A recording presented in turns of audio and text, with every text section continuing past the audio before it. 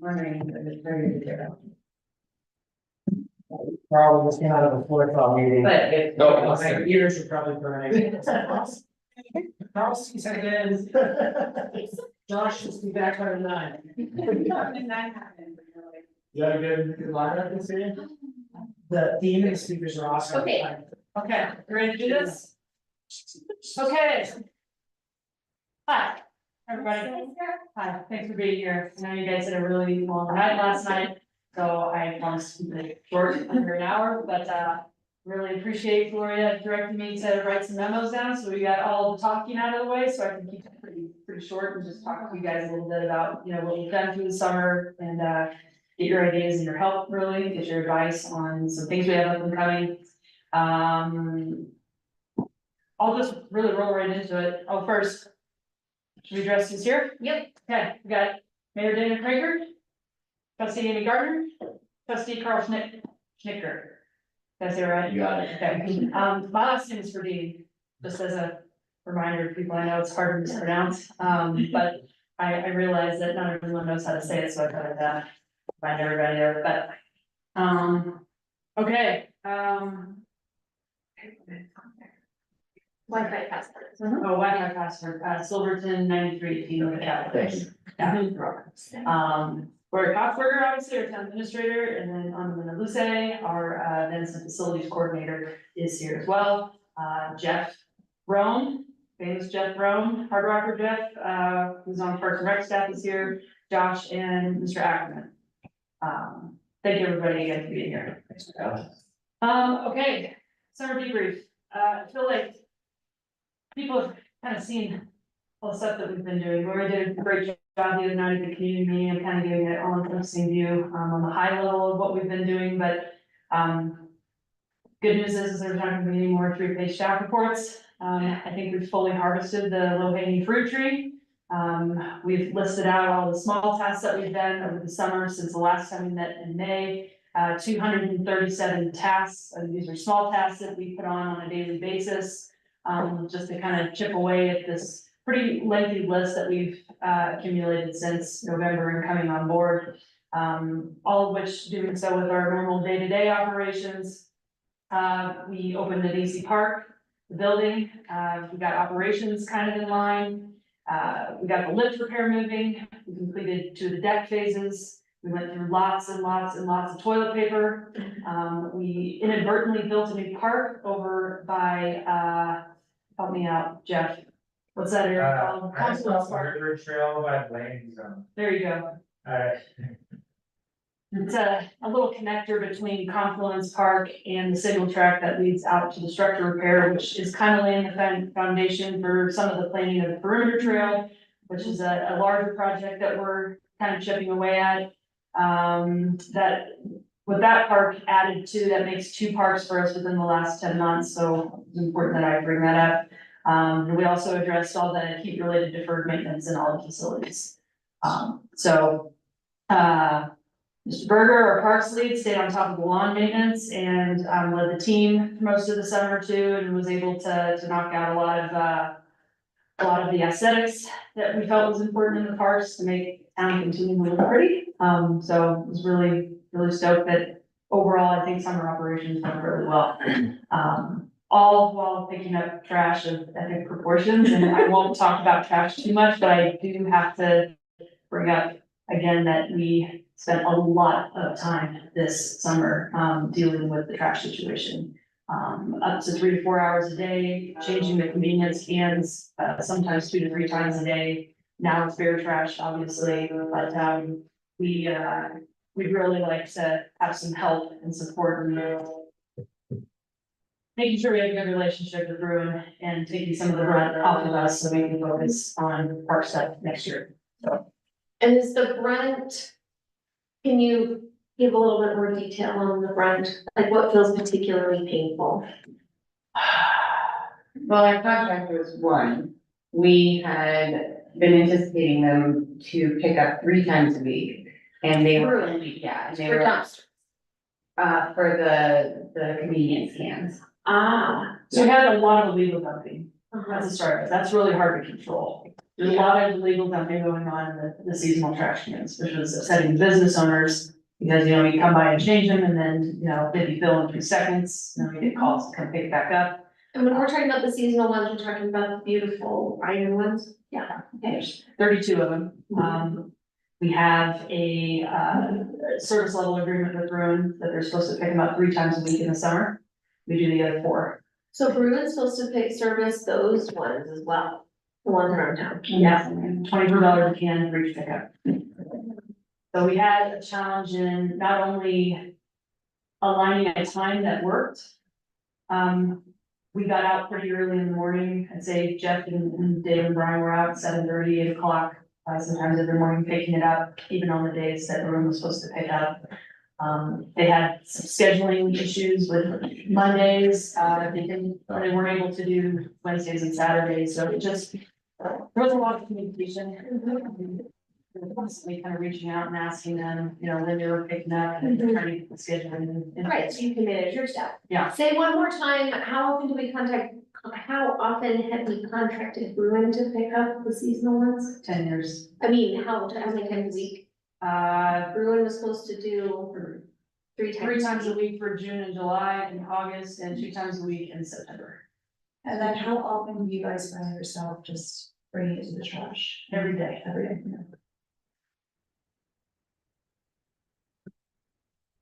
And then there's overlap, of course, with the facilities dumpsters, which also falls under Parks and Rec because we're facilities, so you have visitor center dumpster, you have Kettle Mountain, obviously, you have Mullis Lake. And were those getting emptied by Bruin at the needed rates depending on the trash volume? For the most part, we had some of the facility managers calling in and asking for additional pickups, when they started to get full, so that was causing another challenge. Am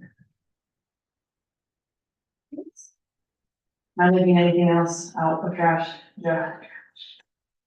No, leave it alone. Yeah, that's a big one too, right? There's only so much that we can do about that. I've gotten a lot of suggestions from the community, and especially recently with the bear trash and the seasonal cans getting dumped over, and what are we doing? To do bear dumpsters, or bear proof trash cans. I mean, we got a quote on them how many years ago, and they were 3,100 a piece. Yeah. So I can only imagine, you know, $100,000 in trash cans and how we can start to solve for that, so. I got a suggestion today on the walk, which was, you know, a welder boxing up some of the sides and then basically retrofitting our current ones in some sort of bear resistant hatch system. But well, maybe that'll be cheaper than $3,000. I don't know. Great. Yeah. I think just in the community, seeing that Parks and Rec was handling this, it became more of like Parks and Rec is handling trash. And so there was just a lot of feedback online that I've seen. And so, you know, that creates a challenge for me and one having to kind of explain where the responsibility lies and how we're gonna manage it too, just trying to make sure that we get to handle the stuff that we want to focus on next year. And honestly, trash has been one of those areas where it sounds like, town clerk has taken the trash in the past, and then the building inspector. But who's actually picking up the trash has fallen on Parks and Rec, and that's something I wanna talk to Sarah and John Sites about. To try and alleviate like just the heavy burden that was on Parks and Rec this year for trash. And if that's where it belongs, then we really need to bolster that program, but I don't feel like that's where it belongs. So just wanted to kind of let you know that that's an area that we definitely need to define in the future. And primarily, the bulk of the real pain points are during the summer. Would you say this is an issue? I mean, you know, our shoulder season is decreasing. However, like the trash cans get picked up by, That's the train. yeah. That still goes through all the way up to work. Yeah. Yeah, and we have leaf peepers and, yeah. So we have a part of the season where this is less painful. Yeah, and then we have snow. That's right. Trash and snow. It'll be trash and snow. Yeah. Well, there were some shining moments in summer, right? got to work on patio at Kendall and we started the lift repair, so we got to focus, our attention over to Kendall Mountain this year, so I'll just roll right into that. Good progress, very, very, very excited about how it looks over there and, the amount of work that we've been doing and the hope that we have to have a reliable lift for the ski season. Really, and you guys know the gist of it if you've seen it. I did change the plans a little bit, and sinking the concrete. So I just wanted to call attention to that. And the reason that I did that was to kind of solve for the amount of area that I wanted for a deck. The heating pad itself, is only 800 square feet, but we'll be able to groom a larger patio area and have furniture and, our heating elements out there and the lighting to support that, so we can essentially make a much larger patio space, just by carving it out in snow. Right, it'll be snow foundation instead of concrete. Right, I mean, the middle part, we did Yeah. a fireplace out there and, it'll be more of a lodge feel, but, Do you think that'll be ready for ski season as well, the deck, or? yeah, no, it's ready. The only thing that's not, ready is the ADA access piece and all the cool stuff, yeah. And again, in the budget that we have in the memo. The phase 3, Mhm. do we already budget for the heating elements? Or is that in the phase 3 budget? Or is that in another, no budget? No, we took it out. We took the boiler system. Yeah. Itself out. We piped it for heat anyway. Yeah.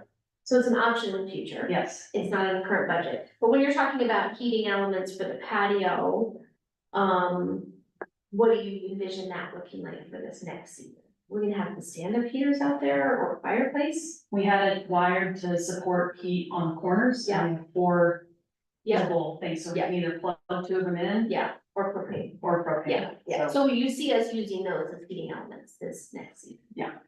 that's it. So I don't know how Yeah. much heat it's gonna Yeah, do, Yeah, but. they'll feel Nice, yeah. Yeah, so we, again, I'm putting another boiler system in there. My main goal with the heat itself in Kendall is repairing some of the problems we have with the current boilers, because they Mhm. cannot support a patio. Yeah, We had to add a third element in, and that was, really expensive, so just wanted to fix the building issues first, and then Yeah. just have it prepped. It is prepped for solar, capability as well, so, we just wanted to stage it and have it done and place, so we can do anything in the future if we choose, so. Good question. And how confident do we feel about the piping situation under the bridge and then into the bathrooms? Do we feel like we've checked that? Public works question. for Great. sure, as far as the. Right, lift pipes station on the and- street versus pipes in Kendall. Yeah. It affects the pipes in Kendall. Yes, we did work on it last year. We're hopeful, but at this point, it's the lift station that gives us issues in Maine. Yeah, which we had an incident this summer, but I think we only had one for the lift station, two incidents. They're fixed, Yeah. yeah, so, yeah, all learning experience, that's just one of those scenarios where there's some overlap between public works and park, and we'll Yeah. get it figured out. Yeah. Yeah. All right, any questions on the deck? Or the repair, I can go to the repair too, like, right now we thought we would get it knocked out in 2 weeks, we needed to take some time to wait on materials to come in and coordinating schedules, just really wanted Brady on site to oversee every single aspect of the lift repair. We've taken all the chairs down that we needed to take down, they've been tested.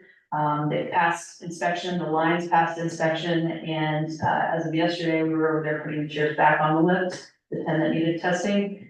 They have freshly painted grips, which look really cool, but that's really like a rust preventative thing. We still have the butter chair. Yes, we do.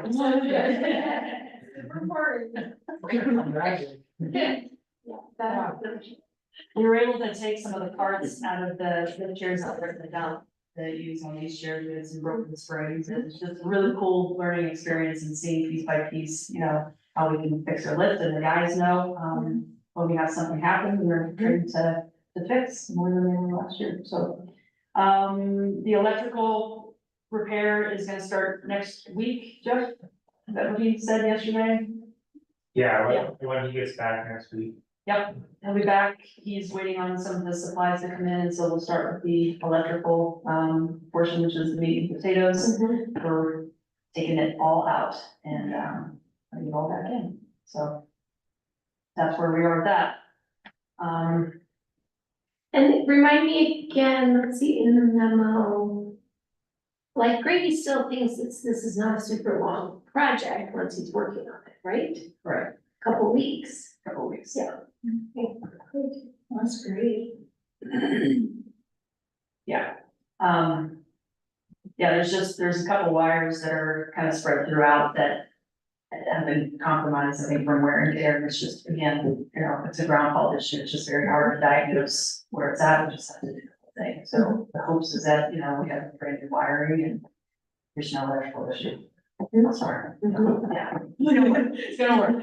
He's the best in the country. Yeah. And, he comes with a lot of clout in the industry as a whole and is very close with our inspector. They'll be issuing their license and he's been in communication with him on a near daily basis. So, yeah, he's taking care of us. Super confident.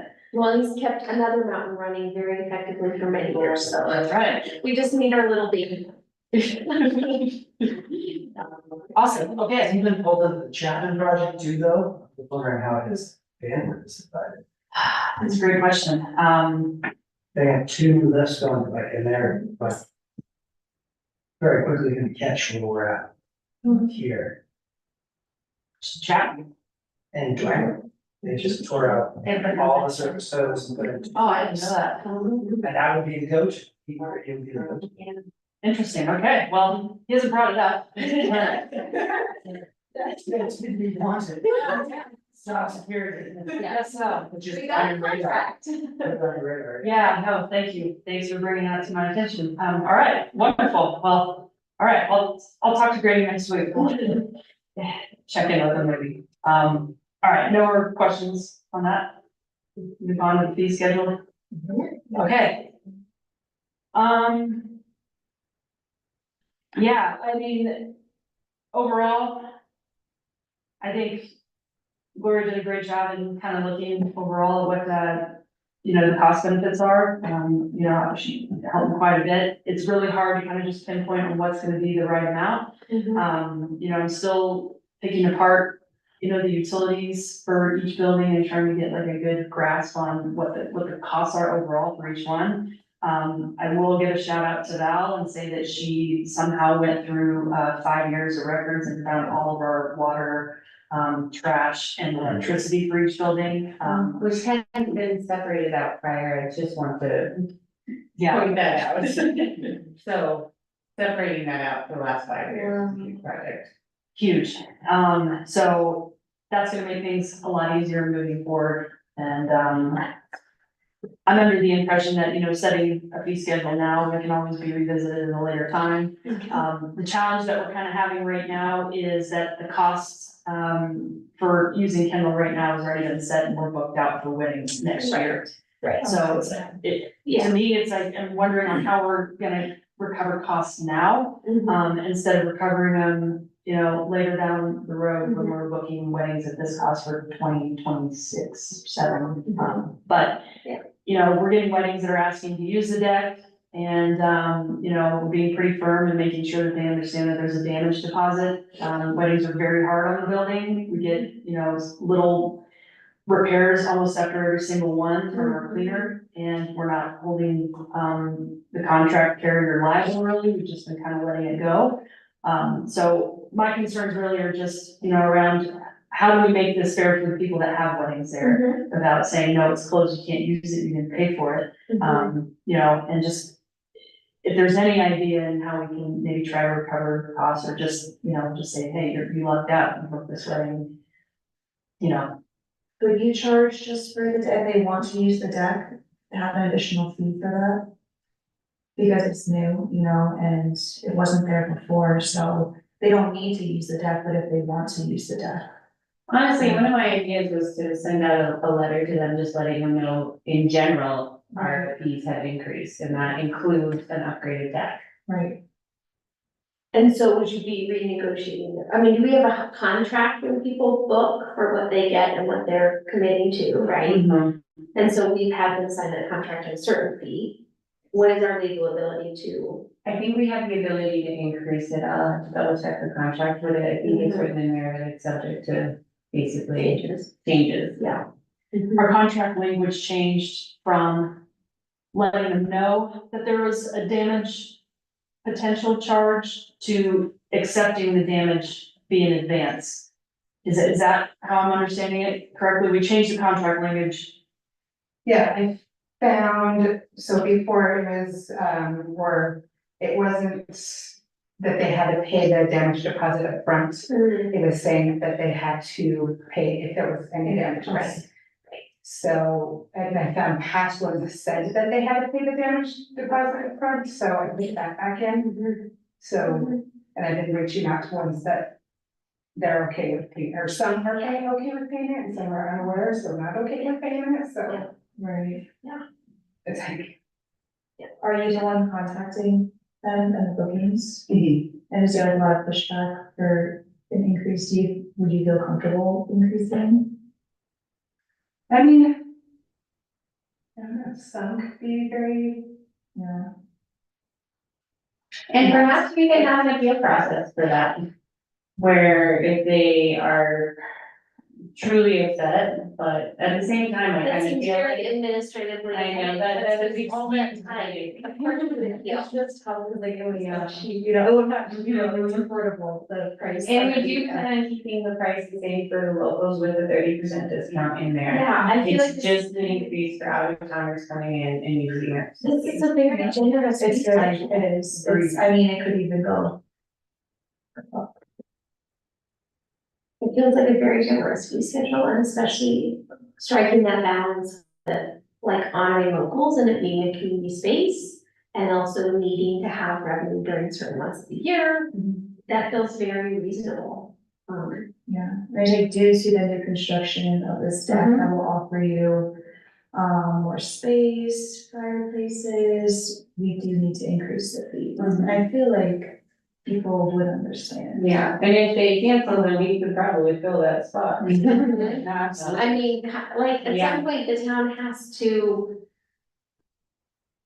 protect our assets. You guys are our assets, these buildings are our assets, so if we're legally able to, are we able to, is there a thought that we would contact those who have contracts for next summer and say, are these enough? I mean, someone's always gonna be kind of caught in this, right? Yeah. Is that legally an option? As we'll have to review the contract, but that was, last time I saw the contract, it looked like we could increase prices. And I think it would just be nice to give them an email or Mhm. a notice that says we do that and when they need to pay it by. Cause this would be peak weekend. And again, it hasn't even gone up from 2024 to this one, in this job, the peak weekend hasn't changed. Is that the locals version or the out of towners version? Oh, that's local, yeah, okay. Did the local fees go down? So what the locals fee did is we just took the 30% discount from our original fee schedule. And actually did the math and put it in for the locals. So instead of paying 30% discount, we just didn't change it. Yeah. Yeah, so it does look like it goes down, but that's because technically you had a 30% discount as a local, Right, and so we just put in that actual. okay, that makes sense now. Mhm. Cause if we were to keep the 30% and increase the amount that we did, Yeah. it would probably price out some of our locals. Yeah, so it would be a doubling, if you reached out to those people, it would be a double. 2000. Which is quite a bit. Do you have other ideas of any thoughts in that? I mean, I'm very aggressive when it comes to raising costs and getting as much as we can.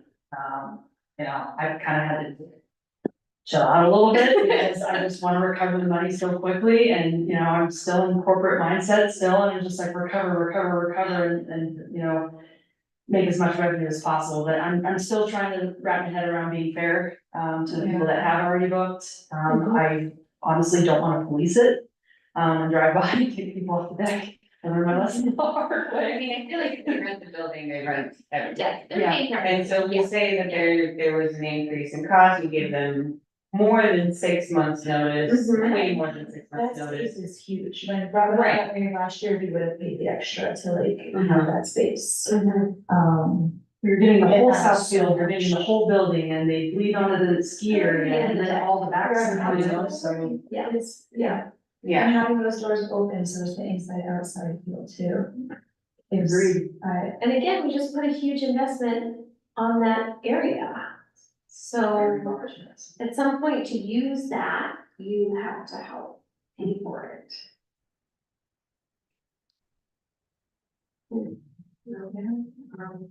Raising fees. And then just that, you know, unfortunately, if you have to cancel, then that's what it comes down to. We have a wait list. Right, so I think mean, that would be an that's option too, that fine. you are able to opt out and give them that option. yeah, and maybe we say you can cancel, you have a Yes. cancellation fee Mhm. before this date. Yes, yeah, I think that would be fair, and so you're getting the option to opt out of it. Yeah.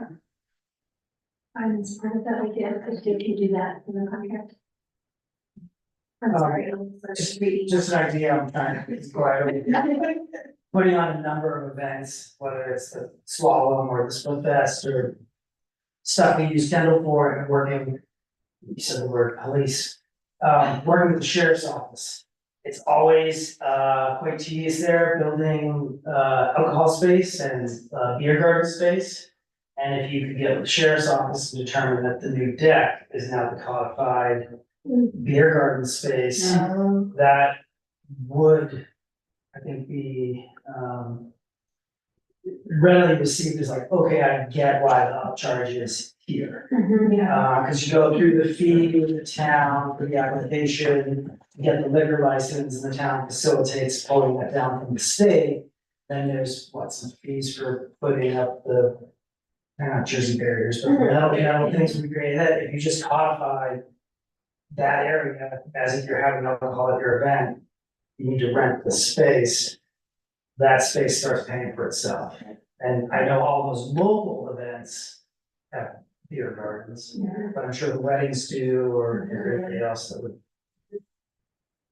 And then it's an easier approval process with the sheriff. And I because it's always think the same spot. Bruce always has a headache. Yeah. As he should, with us, of like how do you contain this, and how do you have leakage, and naturally it plays really well with the work that's been done. It always is mandatory, that's fenced in too. Mhm. So- Actually, we got rid of that in our last event. Oh, good. Yeah. so we- Well, not good, 'cause shoots down this idea. Yeah.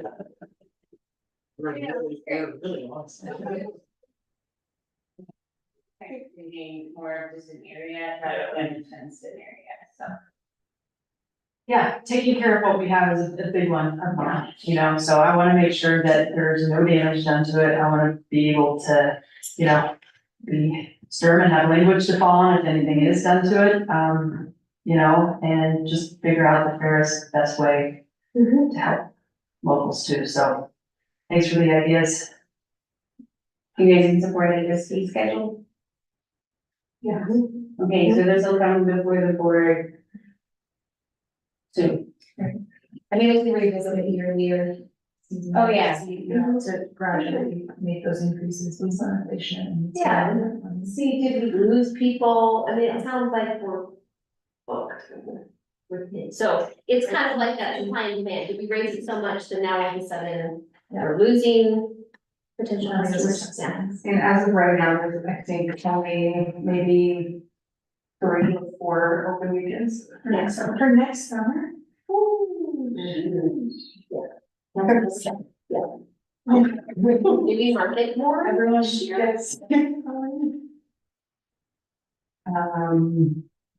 I think we're just a little better organized this year to take on those requests. Mhm. And I definitely should read that to Sarah and just And I do like, before, were the white chairs, included already with the cost, or is this a new extra cost? No, we've always had a separate line item for white chairs in case somebody wanted to rent them for a different location, and then they pull them to that different location. Oh, got it. They are like, yeah, they are included. Because that's huge too, having the chairs, having the tables with the facility already. A lot of these venues don't. I charge that. Well, good job, guys. Yeah, I can say similar venues in surrounding towns, it's an absolute fortune, and if you had a wedding before, I mean, this really is like the most major steal of a deal in the state. Yeah. Country, quite honestly, and they get married for $2,000, like, And in a place like this, this yeah. is, yeah. What I really like about the fee schedule too is again, it honors the local community center feel. And it tries to, encourage those events to happen in the non-peak season. And, you know, if you wanna pay for the peak time, you can pay for the peak time, but, I think that's a great balance. Awesome. And 30% is a great discount. That was off the original Right, price. it's more, it's. It's way more discounted. Yeah. Yeah, I do think that like the fact that this does feel like a steal, as you say, is Yeah. important, you know, like. I appreciate that this tries to find a balance between. You know, what we can charge, but still really trying to fill out the schedule and calendaring. That's just great to see how much thought we put into this. Absolutely. Okay, so, any questions, move on to visitor center. One correction to my memo. I realized that the, literature in the basement is actually for the visitor center and not the chamber material. She does have a section, there that she's keeping for some of her things that are moving upstairs, in the rooms that she's cleaned out, but I wanted to make sure to note that it was not chamber materials, information pamphlet stuff for the room. So, thanks to Ian for bringing that to my attention. I really, really wish we would have had before and after pictures. I know, we did, and it's, I mean, it was remarkable. If you have been down there within the last 5 years, it just kept accumulating and accumulating, and it was really like an archaeological dig. And things that were in the 80s, and, you know, we were able to give a lot of treasures back to the community, sporting goods and. Where did all that stuff go? I mean, it was massive amounts of ski stuff. Oh, done. We gave away as much as we could, but yeah, It's just. 90 yards of trash. God. So Huge project. huge, huge project, but I don't think we really had the idea of pitching this until we finished it. It's like, what can we do with this space? You know, there was Mhm. a couple ideas to have, you know, a gym or a bike shop or, you know, some kind of rentable space, but the air quality down there. And the fact that there's like a missing exit, I guess, we have to have 2 exits, didn't really work, so really the only thing we can kind of wrap our head around is doing some kind of a storage solution. You know, we found a couple different events that were kind of in bind for storage space, so we kind of did a last minute thing and let them know it would be temporary until we figured out what they're doing with the space. But overall, it's a very large amount of usable, area for us to take. So, the Hard Rock has their materials down there, very tight and pushed into a corner. It's like a Lego set piece. It's pretty remarkable to see. And then, yeah, we have Ski Touring, all their signage there, and it's pretty well sanctioned off. You can see which each event is. But the hope is that it never turns into a situation where everyone's just piling their stuff down there last minute and then it becomes inevitable again. So that's really kind of the idea we have around that right now. Yeah, parameters and guidelines and what your ideas are would be helpful, how we keep it fair. Storage space is also a hot commodity in town, so. Is it going to be open to everyone or? You know, What's the storage fee? There's no fee yet, no schedule, just an idea. I had thought we should have a town hydroponic garden down there and be self-sufficient. It's a great space for it, but storage sounds great. Then we got to turn the road down. And the storage.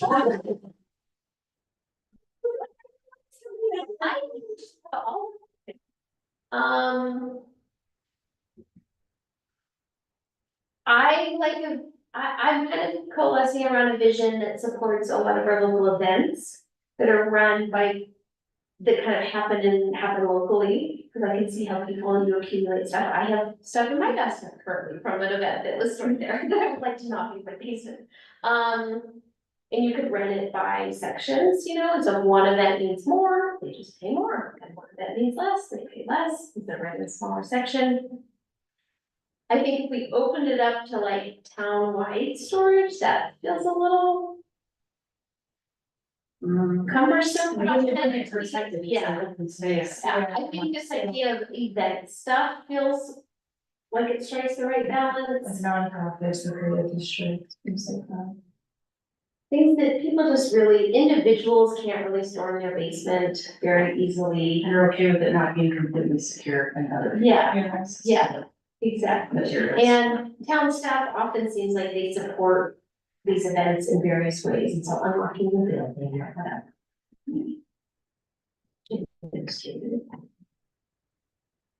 Yeah. Do you feel like you could administrate this okay? I think so. I think if we kept it non-residential, if we kept it specifically for events, We could include it in their contract, Yeah, and that would make it a lot easier. Yeah. If we wrote it into Yeah. contracted events. Yeah. Then they have a spot, then we don't have to do anything extra, yeah, and we just have an extra spot in the contract that Yeah. defines. Yeah. What we'll do. and I think there could be some clause in there that says like. At the expiration of this contract, you will have 60 days to remove your items if the contract's not renewed, otherwise they're going in the dumpster. So it doesn't turn into a pile again. And there's a cost for disposing of that stuff as well. It's kind of time for the town to stop subsidizing all the things, Agreed. Agreed. but it's still a community asset, Yeah. you don't have so much space. Once again, I'm doing my best to shift my mind off of revenue, and try to maneuver in a way that takes care of us and takes care of others too. So, yeah, those are great ideas. Great ideas. That sounds good to me. So then it would be open, well, all events we do have a contract. Cause they all, would it be through the special event permit or through our contracted events? I was thinking Different. contracted events. Yes, more of our legacy events. Mm-hmm. Yeah, Summer sun. yeah. Our multi-year, they're coming back over and over, they have a bunch Enjoying. of stuff. You guys enjoying, I anticipate us to probably do a contract with Corey at some point on the Thanks Slalom. That's there, yeah, Whiteout, Yeah, you know, all of our really Yeah. legacy events that we have. That's like 10 events yeah, that that we would, could that would. put fill in this there, Yeah. you know, and Yeah. if we restrict it to that. Yeah. And potentially add a fee on that. I don't know if you want them to be able to request, like they have before, fee waivers, Mhm. but, yeah. That's kind of- Mhm. I think that makes sense. I mean, is the building even, is it possible even to manage the building in such a way that it's a changing key code? Yeah. Yeah, so it doesn't have to be like you're giving people keys and staff has to be there, like, That's right. We have, kind of like a gym or something. we have keys that specifically only open that door right now. Mhm. That's where the building was keyed, and then we have our main town key Mhm. where we can access. So, but no, the key, I think the key code would be a great idea. Those are really easy to change. Mhm. Um, And then staff doesn't even have to be super involved. Yeah. With accessing the stuff. If we kept it to contracted events, we'd feel a lot more secure Yeah. about the building. I think it would Yeah. give an amount of ease to those that are in there too.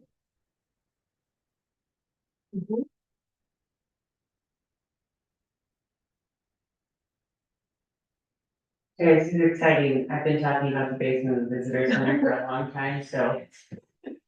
I feel a little anticlimactic here, the fact that it's finally cleaned out and they're doing something. That's great. Did you take Keith down there once with Beth and he was just like, oh my gosh, what is this? I've taken a lot of people down there being like, I do. It's pretty, it's watertight, it doesn't have water. Take it out. No, it has leaks, Uh-huh, air leaks, Yeah. kind of yeah. window seals. Stuff that we're gonna try to fix over there. Whether actually, yeah. It's really the heat in the visitor center, was kind of a big one. A big one, it's, the basement was being heated, but the rest of the building wasn't being heated, so we found a way to Great to heat the basement. redirect the heat now, so. That's cool down there. All right, cool. Questions, shout out to Parks and Rec for the countless hours, Brian, Jeff, and Dave, and Anna, like, everybody chipped in. So we'll come up with some kind of a policy surrounding the storage area and then what that would look like in a potential future contract. Great, and like spacing, and again, I like the idea of bigger events can have more spaces and smaller events, they just, be based off of like square footage or whatever. Yeah. Jeff, did you find any treasures? I got some, yeah. So I hope, any like buckets of money, we're still looking for buckets of money. Very literal, but. We found 100-year-old chairs, and that's just as good as mine. 100-year-old I have a lot of stuff that probably should have went to the historical society. You know. We asked them to pick it up, right? Like, I remember We did, Yeah. yeah. Wow, yeah, relics. Anyway, cool project, and, Thank you for making that happen. yeah, super stoked, it was a fun project for sure, a lot of hard work, but, yeah, now we can use the space for something, and then that moves us to maybe the third floor, we can figure out what to do up there. Fun building, for sure. Okay, town flowers. Help me, please. Gosh, yeah. So what I wasn't clear about this memo is currently, I understood Dana's email to be asking for just like a letter that she had donated this for tax purposes. Not that she was asking the town for a check of $1,200. That was my reading as well. That it was like she could write off on her taxes. That, Yes, I think that what I was trying to show there is that, well, one, what she was requesting, we wanted to make sure to honor that for, and two, just, to kind of give an overview on the commitment of the project. And, the cost, would be increasing obviously next year, and so I just wanted us to kind of talk and wrap our head around what that's gonna require and see if this is something that we wanna continue. And do what's best for both parties, so. Not only that, but, again, just wanna point out that the cost of, the flower project will be, 50 to 20% on top of the increased quote that we're gonna get probably next month. I don't know what that is yet. But I committed to putting it in front of you guys for her, just so you would be aware of what's happening, so. It's labor intensive, but I think that, if we had some help from the business owner too. Watering them every day, you spend an hour and a half watering them every day, and again, this is in addition to the trash, which is absorbing a lot of our day. Dave Swanson is religious about watering flowers, but, to have help from the business owner, it's a responsibility on them, I think would be a huge help. But then again, too, it's just, the overall cost of the project is something I wanted you guys to consider. Like, what could we do more sustainable in that area? Like, do we commission artwork in those things, something that might last more than just a season? Because the amount of money we are putting into flowers for just the season is astronomical. It lasted a long time this year. Yeah. I definitely hear from community members like, Uray has such beautiful flowers, and I said, yes, I've sat in Uray and we've seen the person whose sole job it is to start at one side of the town with the watering truck and go through town. And then the next day, started going it, we don't have that level of staffing. And so again, I try to remind people in the community, Uray has 1,000 people. They have a dedicated person to do this. And so we have to find that balance of what we want and what we can make happen.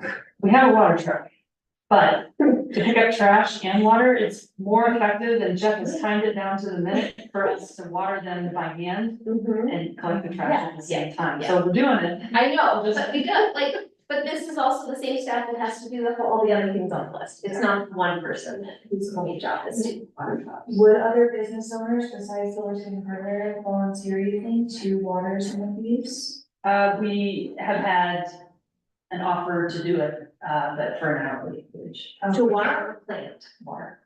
And that says 30, I think they proposed 30 something an hour. So we said, you know, Yeah. I didn't afford that. No, no, I think anybody should. just, yeah. Okay, so we paid Silverton Hardware, we contracted to acquire the product and plant the product. They didn't do watering during the summer, yeah. Staff did it and business owners did it. They Not staff, the planters, Staff mostly. yeah, we hung the planters, put them together, she planted the flowers. yeah. And then, but were some of the business owners that had the bump outs doing watering? We asked them to. Yeah. We asked them to individually. Yeah. I went up to them and asked, but I would prefer to see language in the project. The bump out Yeah, program. letting them Yeah. know ahead of time, like, hey, we can use some help. Yeah. So maybe for next year, we Yeah. decide to do it, you know, just give them a heads up that. Let them stay pretty. Yeah, or if they want the flowers in the compound, they're responsible for watering them in the contract written down. Cause we're really talking about a couple things, right? We're talking about the planters on the bump out. And then we're talking about the big, heavy, gorgeous planters in the medium, Right. right? Yeah. Mhm. Go ahead. And we're currently going through Silverton Harbor to get the flowers. Getting a quote. Well, yeah, they're getting it from the supplier. They don't. Do we anticipate that the Main Street grant will provide any level of funding next year? They can only do things that we can reuse each year. Yeah, which is why we were able to get, we basically bought the Planters. flowers, but they bought the they bought the planters. And I think we're gonna try and use them right now for increasing our art through the season program. And that money, I think there's 6,400 left, and it has to be spent by June of 2025 for our mini grants.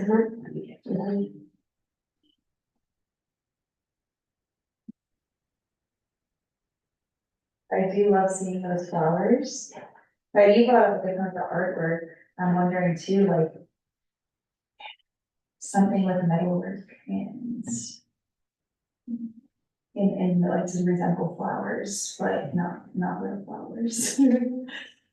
Some sort of artwork to supplement, but it is, those flowers are really, really beautiful. Or xeriscape that requires less water, like, or RV stuff on flowers, which is fine, because I know a lot of communities do beautiful flowers around, and I love them, you know. But the cost is pretty high. Are we, so I can totally appreciate Dana's email. I had a conversation with her in person at the hardware store, just kind of talking about this as she was planning them, and they look so beautiful. I think I think the product we got this year was just like so amazing. It was kind of like next level, right? Is there an option where we just kind of play around with the quality and scope of what we're putting out?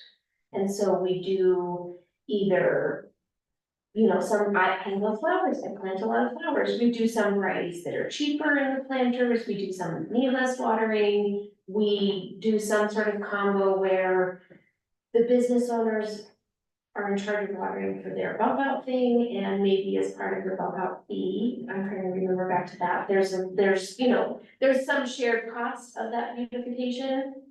And then the town is responsible for the stuff in the middle. And is there a way that we can get cheaper soil, you know, like just thinking about it, there's some ways where we could do this at a little bit different quality level that would find some cost savings, and is there any option where town staff is planning at the beginning of the summer, or is that really just like not an option again because of all the other things? I think her argument is, and would be that it's labor intensive and she's losing out on money. Yeah. By doing this project. Yeah, Yeah. So, is town willing to do them? I think so. I think we enjoy doing it for the most part. I say we and David Swanson. we are volunteering you. Yeah, I don't know, I honestly, I don't know how everyone else feels, but Yeah. it just, again, like, I'm looking at it from a cost standpoint and the labor commitment and, you know. I don't know what the quota's gonna look like next year, but I can only assume that it's going up. Yeah. And we have to commit like amount, Immediately as soon as she gets the quote. yeah. They are, because they're growing, they're committing to a growing, yeah.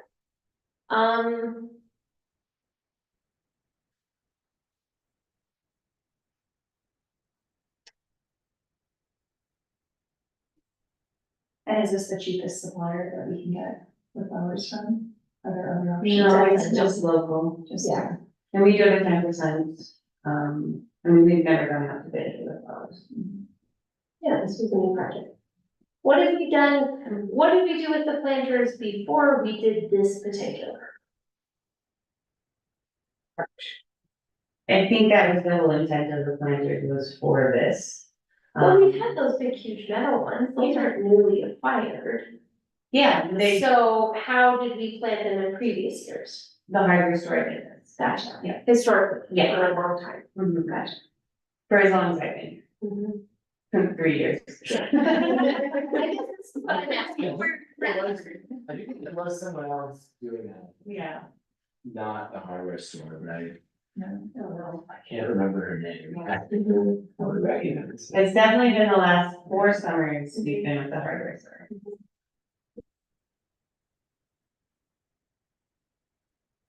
I'm super in favor of having flowers, I think that they are,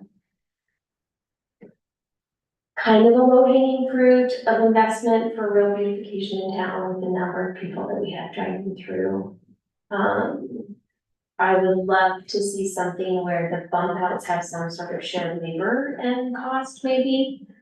So the expectation of the bump out program is that you're responsible for your flowers for maintenance, and so that's exactly what it is. And then again, if a business owner doesn't feel like that's a good value, they can opt out of the program, they don't have to choose it. So that would be my kind of thought with the bump out ones. The planters in the center of town. We own the planters. They're really a nice asset. I'm just be really curious if we could maybe acquire some cheaper varieties.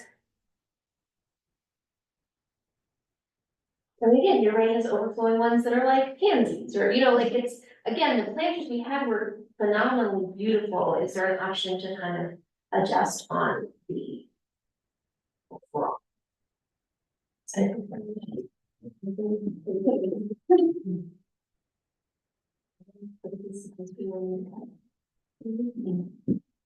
I will say, I have been peeking at the citizen survey, we've received 58 responses so far. And the overall appearance of town is lower than I expected as far as satisfaction goes. So far. Yeah, I would be kind of. I worry if we do away with all of that, that's not gonna. I like the flowers. Yeah. Okay. I think that it's a tough. It's a tough sell at this cost, but I really like. Yeah, I wonder about a reduced scope. Even if that means we're Even not. that doing- variety You know, there. just doing just the big planters with, 2 or 3 varieties of flowers that we determine their low cost. Mhm. And we don't have as much of an opportunity for Dana or whoever, maybe the future of the hardware store. So I think that's a great relationship and a great place to do it through. But it's really simple and we're providing maybe a little bit more clarity around, exactly what we're looking for within budget and I don't know enough about well, not just cost, you know, how much savings. But I'm sure it would, right, because we have really amazing, beautiful Yeah. farms. But I also just think having flowers, you know, is. Yeah. That's really what people are seeing, they're seeing the pop of color, they're seeing some vibrancy, some life, and. I don't think they need to be all the colors of the rainbow to satisfy that need. I mean, this is a home example, but I've been planting planters in Denver and here for years. And, you know, there is big variation in what you're putting in your pots for how much it costs per pot. And so if we were able to strike a balance between not doing away with them entirely, because I do think that would be a shame. I think they really add something to the business district, to the feel, how you feel downtown, driving through, walking through. Every other mountain community is known for their flowers. Every mountain community that I've been in Colorado in the summer is known for their flowers, and we shouldn't totally miss out. We can have 4 planters instead of 25, but I think it would be a shame to totally do away with them, so maybe we can strike a balance.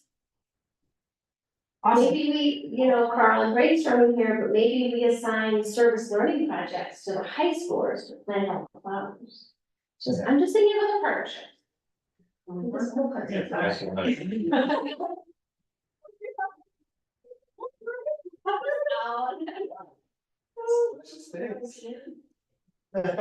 Grow the flowers. Yeah. Yeah. The senior grow dome could grow the flowers, the seniors grow the flowers, the high schoolers plant the flowers. Well, You got it all, full circle. Alright, okay, well, as soon as I get the quote, Keith is gonna talk, so we'll go from there. Fair enough? Okay. Cheaper flowers.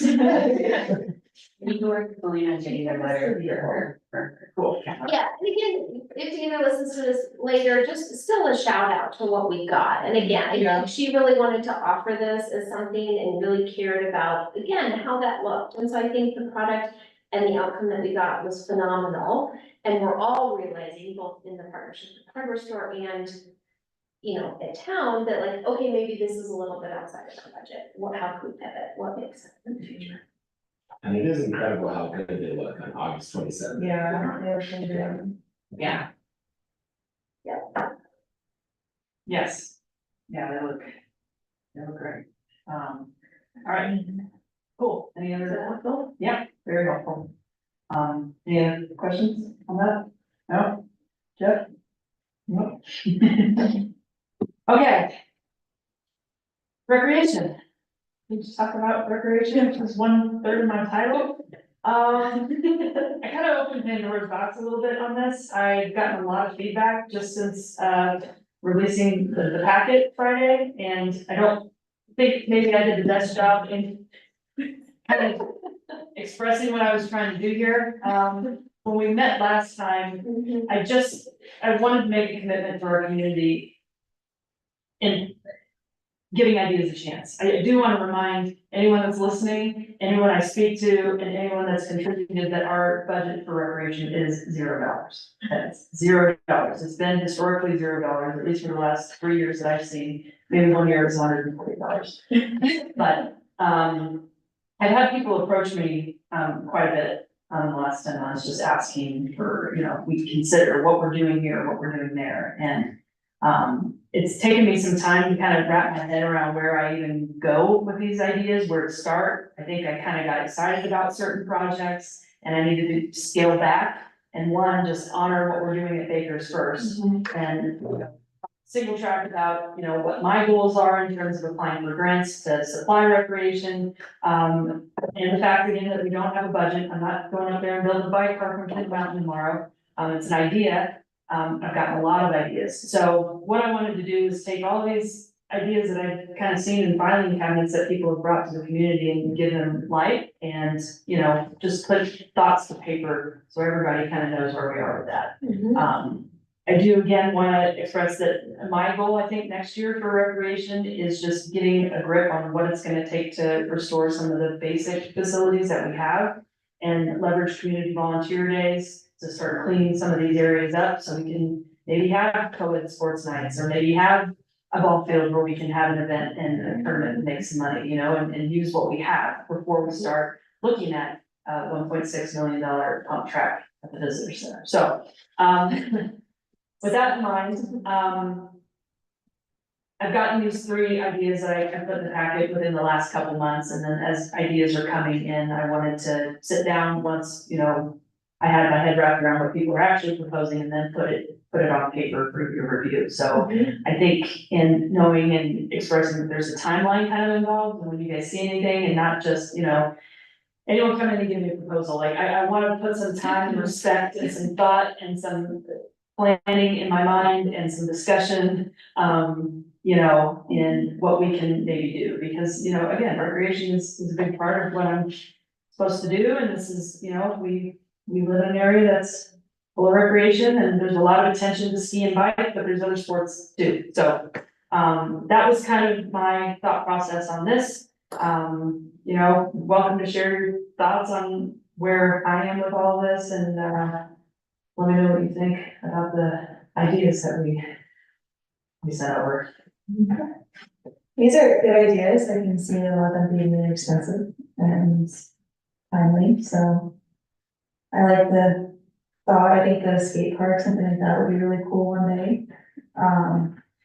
But I do believe we need to fix up the facilities we have and make that sustainable. Or even like have a fundraiser based softball tournament or things like that. I would like to, you know, do first. Well, too, our kids need stuff to do. They need stuff to do, and, you know, again, dumping a lot of money into one sport in particular and broadening out the different kind of sports that they can do, I think it would be a good place to start. Multi-use. But putting it in a package helps us, kind of track this too and say, okay, we were given that at what point in time, I mean, our packets are kind of our way to file things. So this is acknowledging that we've received these as well as filing them away for some time and putting it out there too. Maybe someone in the community has $1 million and they really do need money. And they wanna fund this, you know, like just kind of putting it out there too, that maybe it sparks someone else's passion. I think what's really interesting about this approach, Sarah, and really cool, is that it doesn't squash people's passions. And your role often gets the, you know what we should do? The we should do, it's the we should do list. And I think there's so many beautiful things that have happened in this community from the we should do list, because people had the gumption and the energy and the drive, and they made it happen. And they built something or proposed something or started an event. So I love having a way to honor that energy in the community, while also acknowledging that, like, again, there's not an endless supply of budget for all of this, and these things have to fit within the larger priority setting that we have. So I think I think we have to do a little bit of education for our community, because I think community members are used to when something's in a packet, it's official. And it's like giving talk about like, oh my gosh, that's happening, the town is doing that. I got a call about that with the bike. Yeah, and so I think actually, no, but I think what's important about this is I think what we used to do is we used to just like, community members that had great, interesting ideas would kind of just, yeah, that's great. And their idea would never see the light of day. And so this does something with it. And it's just an education process for community, and it's okay, we can calm people down, and we can just say, look, facilities and parks and rec, when we have our committee meetings, this is what we're doing. And I think this fits really nicely into our thinking around capital improvements. Because how can we strategize and set priorities if we don't know what we need to do? If we don't know what needs to happen at Kendall, and what types of repairs we need at town hall, and what do we need to do at the visitor center, and how much the boilers, like, I hear from the community, we have to take care of the things we have, and I think we also know we can plan for the future. And so I really like this as a way of keeping and filing and acknowledging the things that have had energy and come before us. And then when we do our capital improvements planning, we can look at, okay, what are all the things we have to do? These are the buildings we have to take care of. These are the assets we already have. And hey, guess what? We have this whole stack of really cool ideas. Let's have some community conversations about them. And it gives us a starting point. So I would love if you keep doing this, And it gives you a way to say to that community member, hey, I will put it before the committee, we'll talk about it, we're not making any funding commitments, right? But it kind of outlines this approach that we're gonna center any of these great new ideas in our capital improvements planning process. And so I think it's really cool. And, well, the other piece I was gonna add about that is I'm curious staff's perspective on sometimes you have to take advantage of the funding opportunities in front of you. And so sometimes, not to say that derails your prioritization and your strategic planning, but sometimes you have to like, be like, oh my gosh, this came in front of us, this wasn't top on our list, but maybe it was fifth on our list, and we're just gonna run with it. And so I don't know how staff feels about that, or how we navigate that prioritization when something comes up and it's like, oh my gosh, this park wants to donate X thing to us. Does this fit at all? Is this something we could be nimble about? I don't know, what do you guys think? And we have to weigh that with the opportunity cost, like what are we giving up, but. I mean, that is something, I mean, if there's a good opportunity out there, I think. On my philosophy for staff, is like, seize that opportunity if it fits in line with what we want, like, Yeah. ultimately want to do. Yeah. I think there's been a lot of asks for town support for recreational events, and it's very hard for me to apply for grants when I don't have the facilities to support it. So, you know, I just applied for this outdoor equity grant. It was really hard to say, like, okay, well, I have no programming and I have no facilities, but, you know, I need money before I can Can do that. programming before, and so it's just, it kind of put me in a place where I'm like, well, how do I even approach this if I can't get a grant because I don't have the facility, like, where am I supposed to start? So, Yeah. I wanted to start with listening to people and, just, you know, everyone has a different sport passion, and I'm thankful mine's shoveling, and I'm taking a step back and really just like listen to people and see, you know, what they wanna do. So there's a lot of great ideas out there, and, you know, I can do my portion and commit to, like you said, bringing it to light and letting people discuss it and then have help and prioritize. So, I mean, if you read something to us that the people were like, hey, there's this great organization, this group of people, they're ready to go. They've acquired $100,000, they're asking us for 20,000, here's their whole plan, they can get it done next summer. I'd probably say, hey, yeah, go for it, you know? So I think it's not saying that none of these plans will get implemented ever, it's just saying they're all in various stages of readiness. it's funny you said the pickleball people came like 10 minutes before the meeting started, with something ready to go, so. Oh, well, okay, here's my pitch, guys, I'm gonna put it out there again. Multi-purpose facility, concrete, solar panel roof. We get S&P to pay for the solar panels. We flood it in the winter, it's an ice skating rink, it's covered, it's a rentable facility during the summer, and you can drop some nets, and all of a sudden it's a pickleball. We need a $4 million recreation center. Yeah. So, that's what. Yeah. No, more than 4 million for the Yeah. building. I recreation center, cool, one of the best ones. Oh, that's great. I mean, that's like long-term vision and dream. I just, you know, we'll start here. Guys, I'm not trying to say no. Multi. That's really pleasant. I tried pickleball the first time this summer and I did quite enjoy it. That's the best. It's like, once in a while, I was We planted my in-laws in their driveway, you don't have to have walls, you just have to have the lines. And the Make the lines kitchen. on the basketball court. Yeah, you could keep all, instead of falling I like in the lines. pickles and kitchen. Free ones. I talked to that probably, sorry. Other thoughts, I think you said it really well. I'm agreeing, I would love an awesome contract, that'd be so sweet. And that's on the maybe 20-year vision board. Have a contract over at Kendall, it's just. Well, and I use it teaching your kids sometimes. I saw someone did it Good. this year, it's a little dangerous. I mean, well, I haven't used it this year because it got sketchy over. Yeah. 2 years ago, we used it heavily. Yeah, I just love seeing these ideas and I love hearing that there are people who are you know, not just passionate, but are really willing to, you know, think through these things deeply and, that I think having a, you know, whole filing cabinet full of ideas is where we want to be.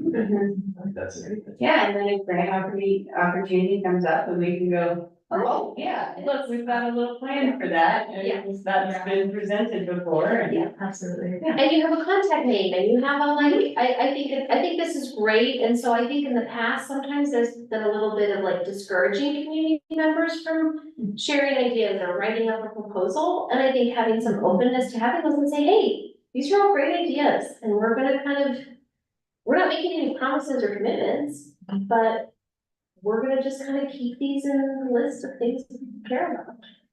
And I can't speak enough about your idea of taking care of what we have, and I think there are people in the community who would show up for, hey, let's come fix the contract. You know, let's come have a work day, let's come paint something, and it's hard to organize volunteers, it's hard to manage volunteers sometimes. But, you know, I thought for a while, do we need like a Friends of Kendall? You know, that's its own thing and can organize work days and help in some ways, that's its own thing.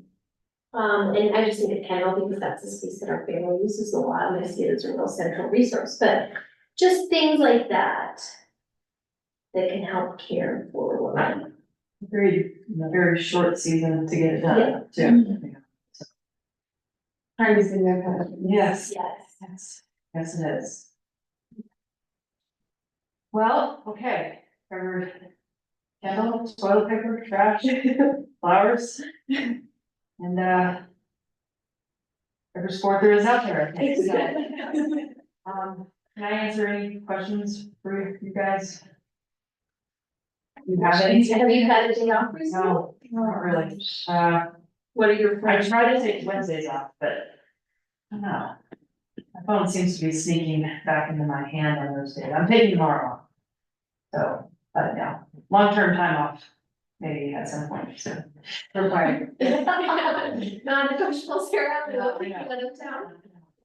Again, 80% of you for longer time is better than 110% of you for shorter time.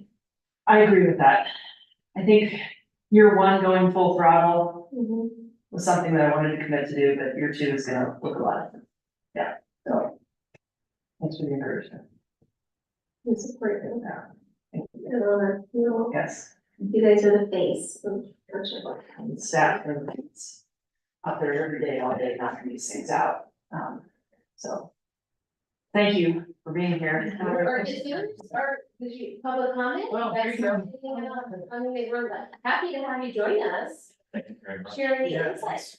Thanks for inviting us. It's a cultural change that's going on and you can feel it and the excitement around it, not only experienced personally, but just from conversations in town, but it's landing. So, and just from a leadership perspective, setting culture and running a couple businesses here in town, the more that the trustees can articulate who we are and what we're all about, then the trustees can stay at this real generative level and kind of meet staff at the fiduciary level to make sure everything is done. Because oftentimes leadership, we like to get into like, well, we can get the flowers cheaper here versus here, versus being like, we want flowers. Staff, Figure it out. find the best flowers, and if they don't find the best flowers, find a staff member that can get you the best flowers. Then that tends to accelerate and add capacity to what staff can take on, because they're empowered to go after that stuff. But I love it, and maybe the opportunity to meet separately the office hours, because I know I want to speak for you, there's lots of other, maybe not we shoulds, but fund, it's so you brings a lot of business and pumps a lot of funds, there's other things out there. And I think they have to do with us not necessarily chasing the $9 million rec center.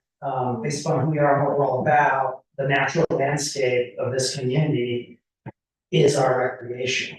So multi-use space or just open space where people can then follow their muse, is what we have.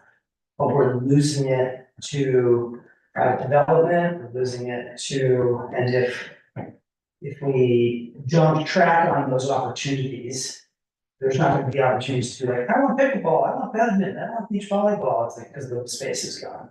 I think that's the great crux in front of where we're handling right now. Land use, so. Yeah, tying it to the compass and, it's changing, but you know, it's like the Titanic, it's 1 degree at a time. And, but your leadership is felt, and it's exciting. Is it now? Get in that, Sarah, yeah. Thank you. I mean, I've got lots and lots of notes that I wanna sit with and think about. Have some great ideas for it, but. You know, just, you guys have a really tough job, there's a lot of things to juggle, it's not so easy. But I think, like, what you talked about, who we are and what we're all about, and figuring almost like a mission, if you will, for the town. And have that be the guiding direction for facilities, park and recreation. As a person who lives in town, it's disheartening to hear that recreation has zero budget. That's the reason a lot of people live in this town. I don't know why that's a zero. I'm sure there's some reasons, but that's pretty disheartening. The idea of having everybody give all these ideas and then these don't happen for another year. So that's disheartening as well. But again, there's so many things going on, I understand. The Kendall facility, it's like so good to generate revenue. And you want it to be a community center, but how many of the events next summer are weddings? Like, is the whole thing booked with weddings? Can we have any community events if it's all booked with weddings? Raise the wedding prices, leave space for locals, cheaper events for locals, I don't know. But the recreation thing is pretty important to me personally, and like the job I do and the people I bring to town for the various businesses that I have. So the recreation thing is tough to hear with zero. But really tough job, like, I'm trying to sit here and process all my other notes and be like. They have to spend so much bandwidth on these other items that I understand that the third letter and the third word in the title is the one that is dropped. But that's most important to me. And I think most of you all too, you know, so. Yeah, I have many more thoughts to come out over time, I just want to process. What Facebook today? Well, originally, full disclosure, you know, when I lived in Durango, I was on the Parks and Rec board in Durango and done this and, but, you know, Josh and I run a nonprofit here in town, we also own a very successful for-profit. And we have privately tried to secure opportunities recreationally to then turn around and give back to the town. And the arena we're playing with quickly becomes money that, you know, we're doing well, but we're not doing that well. And trying to create synergy, like, okay, let's not go it alone, let's try to do a friends. Yeah. And at the, you know, going too in depth to this is at the risk of like, pull out your we should list. But there's opportunity here and framing ourselves in a way that keeps the distinct character and differentiates ourselves, you know, everybody's all scared, if you're gonna come to our Telluride, but whatever the talking point is around, whatever dialogue you nestle into whatever demographic, right? It's like the natural landscape here, the natural world, the topography, the history, and what we already have is the asset. I think that's when listening to you say like recreation is the zero in all of this. Recreation to me and parks is akin to those open spaces, and that is actually our most valuable asset. It's great to have facilities first, but when we're talking about a dog of a visitor center and, you know, and just kind of shifting our paradigm a little bit. And I know I personally just started talking about Kendall and our use of it, what we could do with Sarah, she's like, come. So I know we're excited to be involved and attend and help out where we can. I guess what I want to process in the notes is, we've got a really good opportunity to be a strong ally for the town in the future with the recreation direction. And I just have to figure out how that relationship is built. Well, I think that's such a strength of this community is that we have so many experts in this community. For a town of our size, we have such a high concentration of really amazing people, you know? And so I think just building on that expertise, that resource pool, the connections that so many people have. For a rural community, we're very rich You know, in that sense. We're very people rich. I think capitalizing on that is great. and I think the master planning, you know, originally for areas of San Juan County, but then the compass was huge, I think, to open up this new chapter, and I know that reinvigorated in me a look to the future that felt more collegial, community. You know, we know the 1880s are alive and well here, but the much of attitude of the 1880s is dissipating quickly, and we have a critical mass here, like-minded, forward-looking, not in a political sense, but forward-looking, what's best for this town, for the owners' families, and wanna call it their home. And we know other communities, and we've seen this across the state, we don't control that destiny. Somebody's gonna do that for us, We have to shape it, or 100%, and that involves engagement on everybody's part. and let's create spaces where it's not just people with money and lawyers who can get through. Amen, says Mary. Great. Thank you. Yeah. Thanks for Yeah. being here. I realized we never opened and adjourned and it's 5:25 and we're adjourning. Okay, all right. Thanks for coming, you guys. Yeah, thank you.